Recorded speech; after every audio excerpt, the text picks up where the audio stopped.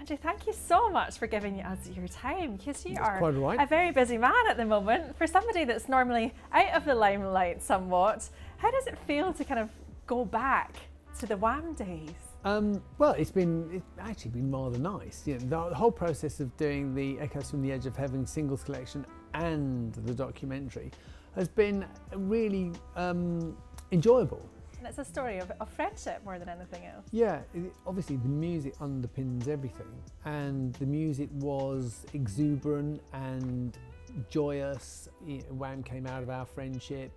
It was a kind of manifestation of that. Because if you do take us way back, you were just schoolboys when you met, having a laugh, really, weren't you? Yeah, well, he was delivered into my care in 1974. And whether he liked it or not, I was the only person with my hand up when the teacher said, "Who's going to look after the new boy?" But we did become extremely close very quickly. When our school band collapsed under the weight of its talent, that was just left Yog and I songwriting, and the rest is history.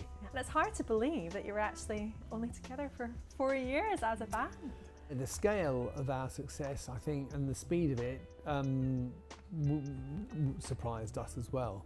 They were great pop songs, and whilst we took the writing and recording of the music seriously, we didn't take ourselves seriously. We weren't trying to be anything that we weren't, and we were having fun with it, and I think that came through. When was the moment where the two of you sort of looked at each other and thought, this is it, we've made it? The moment that really kind of broke us was the Top of the Pops performance with Young Guns. We got a lucky break because someone had dropped out. The dance routines are exceptional. Where did the choreography Well, they're come from? exceptionally amateur, is what they are. And They're they were wonderful. Yeah, well, it worked. You know, we went to nightclubs and we utilised those dance moves and developed them into routines. Look at the likes of the Club Tropicana video, just like great fun, and it's since been emulated by our very own Lewis Capaldi, who's also had some fun with it. It's certainly an iconic video. You know, around at that time, Duran Duran had filmed, I think in the Maldives, or certainly I think it was the Indian Ocean, and so we felt Club Tropicana, obviously it lent itself to be placed in that setting and with a perfect visual accompaniment to the track. Play Scotland?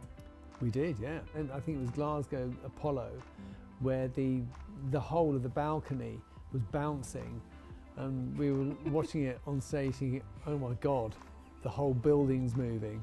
So when did you know that Wham had had its day and it was time to move on? Yeah, we grew up pretty fast from 19 when we signed the deal to when we were 23 and took the decision to bring Wham to a close. And the constraints that Wham imposed upon George's songwriting were that for him to develop and realise his artistic potential, he was necessarily going to have to go beyond Wham.